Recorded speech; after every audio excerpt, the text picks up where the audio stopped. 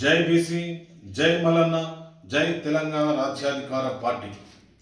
ఒక ఎమ్మెల్సీకి రక్షణ లేని ఈ పాలనలో సామాన్య బీసీ పౌరులకు రక్షణ ఎక్కడ ఉంటుంది?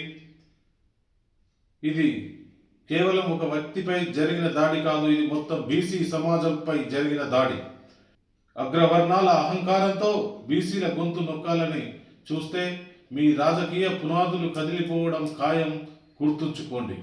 కవిత అనుచరులపై, గూండాయిజంపై బీసీ ఎమ్మెల్సీ మల్లన్నపై దాడిని సమర్థించుకుంటారా? బీసీలంటే అంత లోకువా?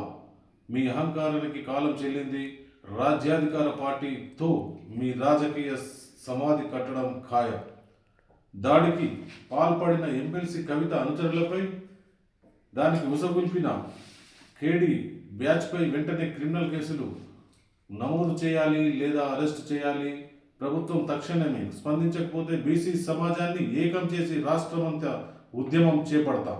తీన్మార్ మల్లన్నపై హత్యాయత్నం చేశామని బహిరంగంగా ఒప్పుకుంటున్న జాగృతి కేడీ బ్యాచ్ నాయకులు నాడు క్యూనిస్పై ఆఫీస్పై దాడి చేసిన వారిపై ఫిర్యాదు చేసిన రాజ్యాధికార పార్టీ అధినేత మల్లన్న ఆధారాలు ఉన్నప్పటికీ వారిపై చర్యలు తీసుకొని రేవంత్ సర్కార్ మరియు పోలీసులు మేమే హత్యాయత్నం చేశామని తెగించి చెప్తున్న కవిత కేడీ బ్యాచ్ అండ్ నాయకులు అయినా కానీ వారిపై ఇప్పుడు చట్టపరంగా చర్యలు